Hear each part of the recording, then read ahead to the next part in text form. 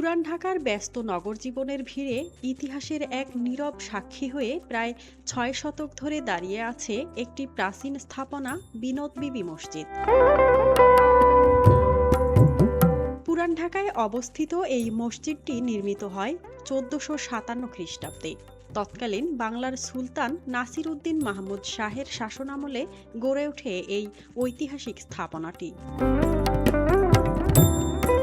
ইতিহাস বলছে সে সময় যোগাযোগ ব্যবস্থা ছিল নদী নির্ভর। পারস্য উপমহাসাগরীয় অঞ্চল থেকে আরাকান আলী নামের এক সওদাগর বাণিজ্যের উদ্দেশ্যে এ অঞ্চলে আসেন। সাথে মেয়ে বিনোদ বিবিকে নিয়ে তিনি এখানেই বসতি স্থাপন করেন। নামাজ ও ইবাদতের জন্য তিনি নির্মাণ করেন এই মসজিদ। কিন্তু নির্মাণের কিছুদিন পরে আকস্মিকভাবে মৃত্যুবরণ করেন তার কন্যা বিনোদ বিবি। তাকে মসজিদের পাশেই সমাহিত করা হয়।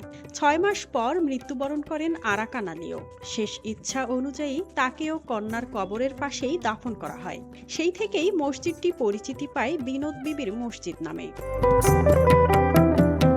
মসজিদের দেয়ালে কালো পাথরে ফার্সি ভাষায় খোদাই করা রয়েছে এর ইতিহাস।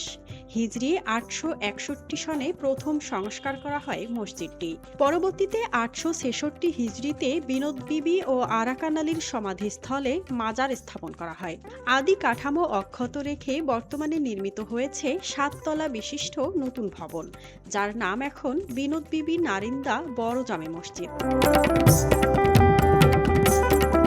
প্রায় ৭ কাঠা জমির উপর নির্মিত চারকোনা মসজিদটির মূল গঠনশৈলীতে ছিল একটি কেন্দ্রীয় গম্বুজ।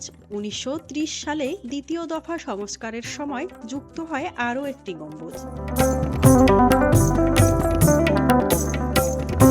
বাংলাদেশ সরকারের প্রত্নতত্ত্ব বিভাগের তত্ত্বাবধানে থাকা এই ঐতিহাসিক স্থাপনাটি শুধু একটি ইবাদতের স্থান নয়, এটি পুরান ঢাকার ইতিহাস, ঐতিহ্য ও স্মৃতির এক জীবন্ত দলিল হয়ে রয়েছে। মাযহাবিন মৌ, ডেস্ক রিপোর্ট, RNB নিউজ।